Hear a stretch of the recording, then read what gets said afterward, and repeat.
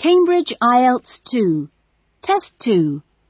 All the recordings will be played once only. Section 1.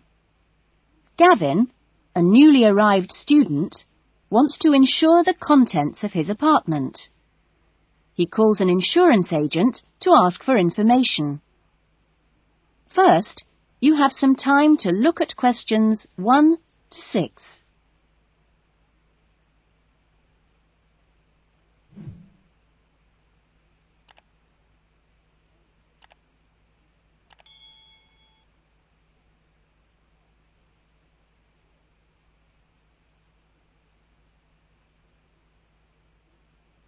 You will see that there is an example that has been done for you. On this occasion only, the conversation relating to this will be played first. Good morning, Diane Davis. Can I help you? Yes, I'd like to get some insurance for the contents of my home. Fine. When did you move into the house? A couple of weeks ago. And, it's an apartment, actually. I was told by the landlord that it would be a good idea to get some insurance for the furniture and other personal possessions. Gavin moved into his apartment 2 weeks ago, so B has been circled. Now we shall begin. You should answer the questions as you listen, because you will not hear the recording a second time. Listen carefully to the conversation and answer questions 1 to 6. Good morning, Diane Davis. Can I help you? Yes, I'd like to get some insurance for the contents of my home. Fine. When did you move into the house? A couple of weeks ago. And, it's an apartment, actually. I was told by the landlord that it would be a good idea to get some insurance for the furniture and other personal possessions. Fine. Well, let's get some details. What kind of apartment is it? It's a 2-bedroom apartment. Huh? What floor is it on? Why do you need to know that? Because it affects the cost of the insurance. An apartment on the ground floor isn't as protected as others, and there's more chance of a break-in. Really? I didn't know that. It's on the second floor. Second. And how much is the rent? It's $615 per month. Good. And where is it located? In Biggin Street, South Hills. I see. And what things did you want to insure? Well, what do you recommend? Well, the most important things are those which you would normally find in a home. Things like the television, fridge, and so on. I see. Well, I've got a fridge and a stereo system, which I've just bought from a friend. And how much did you pay for the fridge? $450. 50 or 15? 50. And the stereo system cost $1,150. Have you got a television? Yes, but it's very old and not worth much. Okay. Well, is there anything else you want to insure? Yes. I've got a couple of watches and my CDs and books. How much do you think they're worth? The watches are worth $1,000. For both of them? No, each one. And altogether, the CDs and books cost me about $400. Okay. So the value of everything you want to insure is $4,000. How much will the insurance cost? Let me see. $4,000 divided by plus 10%. Right. So this kind of insurance, that's private contents insurance, it comes to $184 for a 12-month period. $184? Well, that sounds pretty good. Okay, I'll take that policy. Before the conversation continues, you have some time to look at questions 7 to 10.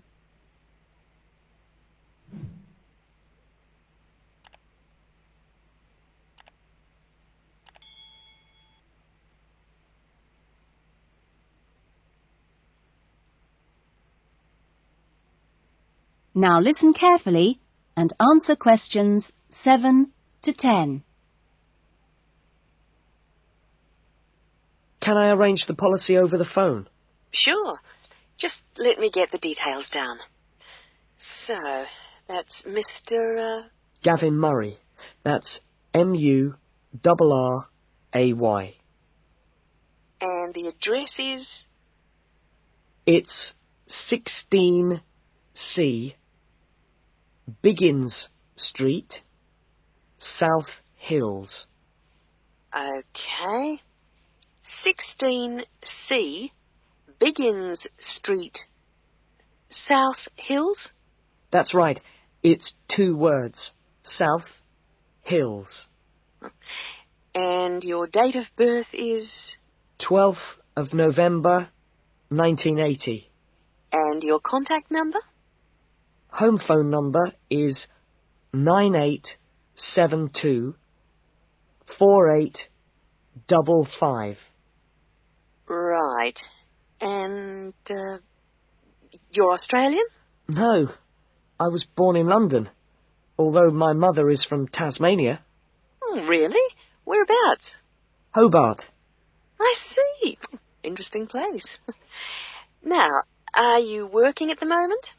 No, I'm a full-time student at Sydney University. Right. Good.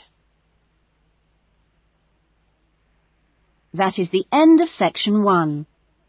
You will now have half a minute to check your answers. Section 2. You will hear an address by the college president welcoming new students to a residential college. First, you have some time to look at questions 11 to 14.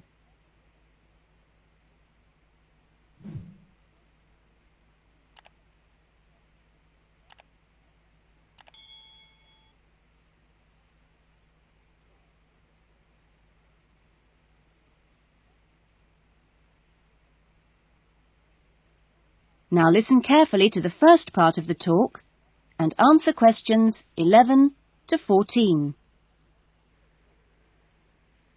Well, good morning, everyone. It's good to see you all here. Welcome to Smith House. Smith House, as you may or may not know, is one of the oldest residential colleges of the university. As you can see, the building you're in now, which contains this main lounge, the dining room, the recreation room, the kitchen and the offices, was part of the original old house built in the 1840s to be used by the family of George Smith. That's, of course, how the house and college got their names. The original house was converted into a residential college for the university in 1940 and since then has continued to be added on to and modernised. You'll notice when you receive your room allocation in a few minutes that your room number either begins with the letter N, S or W, like this one here. The first letter refers to the 3 wings of the college, which come away from this main building.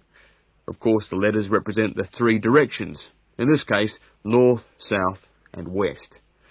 Each wing has 2 floors, and so the next number you see is either 1 or in this case 2, and this indicates which floor your room is on. The number after that is your individual room number. So it's quite simple to find any room by going to the right wing, then floor, and then room number.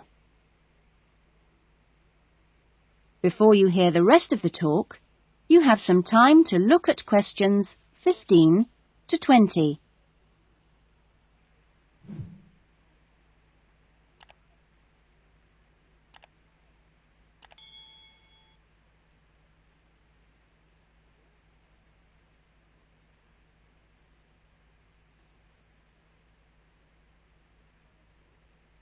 Now listen carefully and answer questions 15 to 20.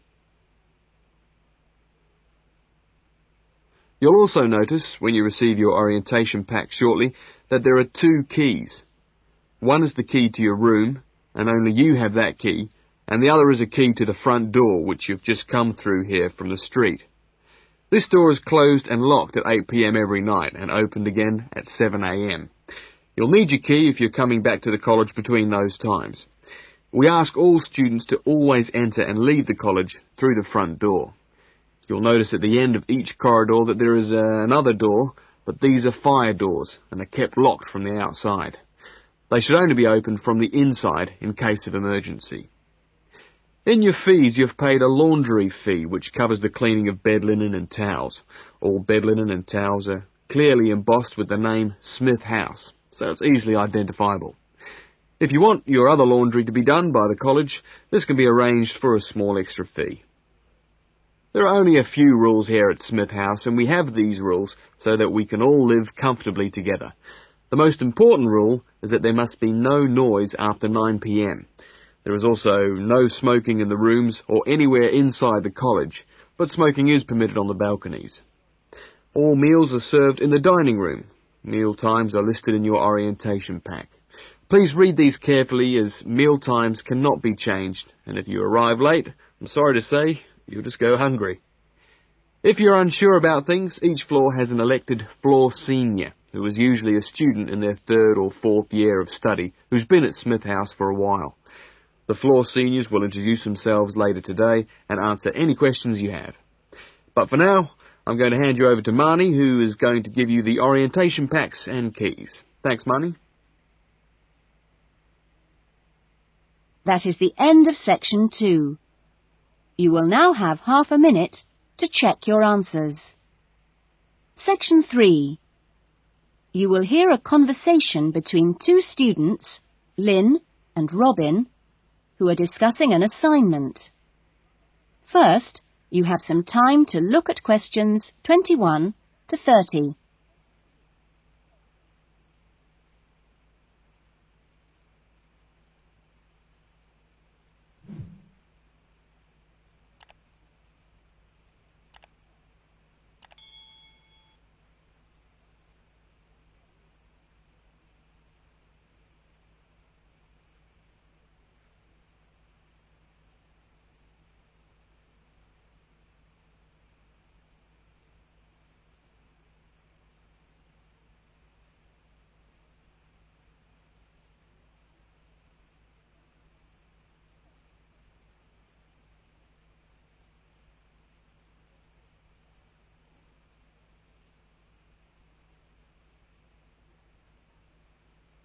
Now listen carefully to the conversation and answer questions 21 to 30.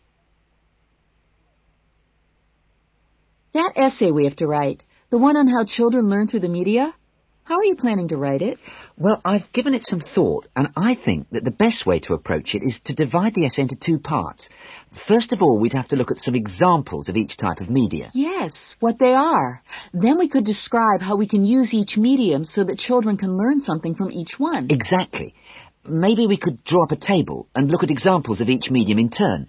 Let's see. The different forms of media would be the print media. Here you'd have things like books and newspapers, that sort of thing. And included in these are the pictorial forms of print media, like maps. Yes, maps are really just formal pictures, aren't they? And then there are what we call the audio forms of media, where children can listen. CDs and radios are probably the best examples because a lot of children have access to these, especially radios. And this would lead into the audio-visual media, which can be seen as well as heard. Film, television, and we mustn't forget videos. Yes, but there's a final category as well. Computers that make up the so-called electronic media.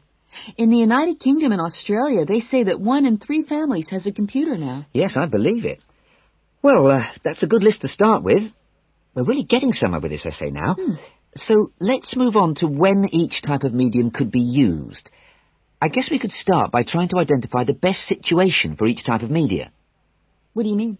I'm talking about whether each medium should be used with different size groups. For example, we could look at pictures and ask whether they're more useful for an individual child, a few children together, or a full class. In this case, I'd say pictures are best with individual children because they give them an opportunity to let their imaginations run wild. Yes, I see. Let's take tapes next. Although tapes look ideal for individual children, I feel they're best suited to small group work. This way, children don't feel isolated because they can get help from their friends. Computers are the same. I think they're better with small numbers of children, and they're hardly ever useful with a whole class. Videos, however, are ideal for use with everyone present in the class, especially when children have individual activity sheets to help them focus their minds on what's in the video. And what about books? What would you recommend for them? Books are ideal for children to use by themselves. I know they're used with groups in schools, but I wouldn't recommend it. Other pictorial media like maps, though, are different. I'd always plan group work around those. Give the children a chance to interact and to share ideas. I agree. Teachers often just leave maps on the wall for children to look at when they have some free time. But kids really enjoy using them for problem solving. Yes. Different people have different ideas, I suppose. Yeah, and different teachers recommend different tools for different age groups. That is the end of section 3. You will now have half a minute to check your answers. Section 4. You will hear a lecturer talking to a group of students at the beginning of a course in rural development. First, you have some time to look at questions 31 to 40.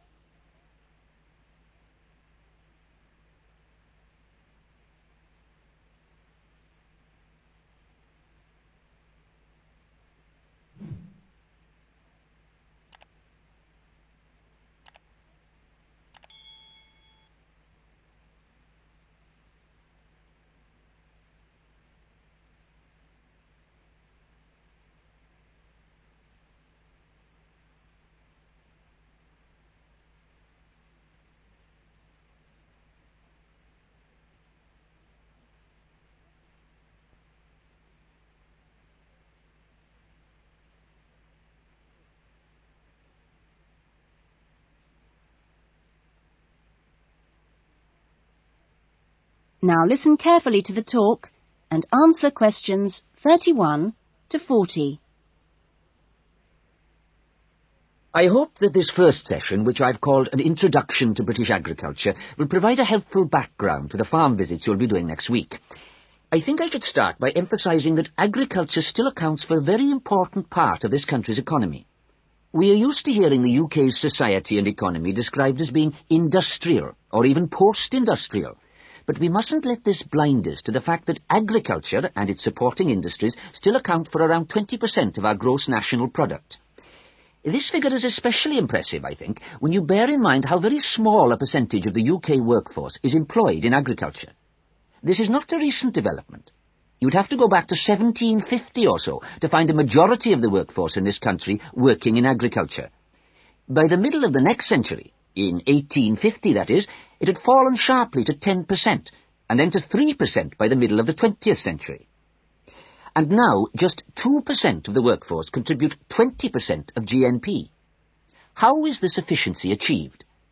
Well, my own view is that it owes a great deal to a history over the last 50 or 60 years of intelligent support by the state, mainly taking the form of helping farmers to plan ahead. Then the two other factors I should mention, both very important, are the high level of training amongst the agricultural workforce. And secondly, the recognition by farmers of the value of investing in technology.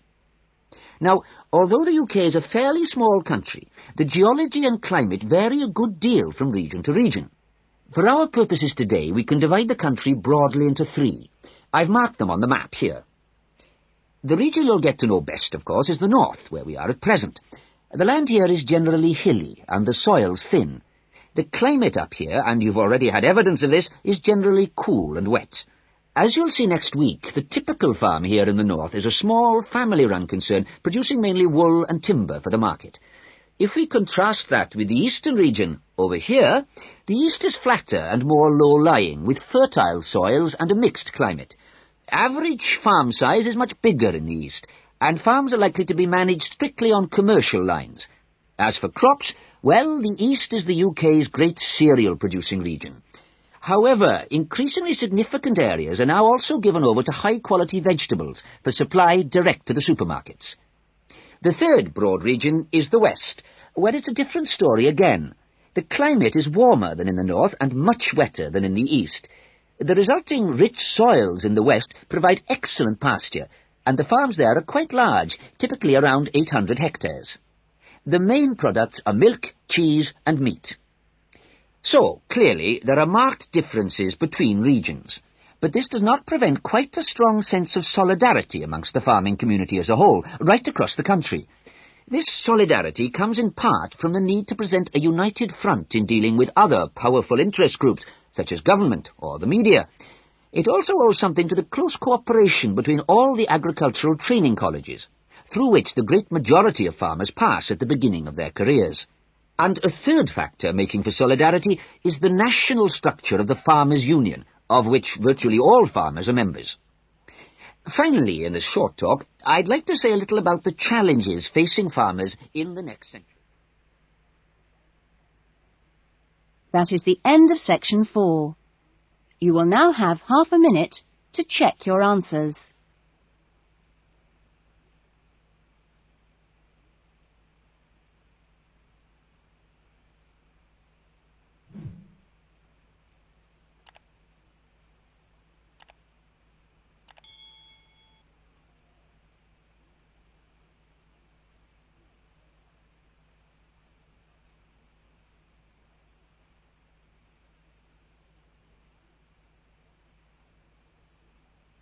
That is the end of the listening test.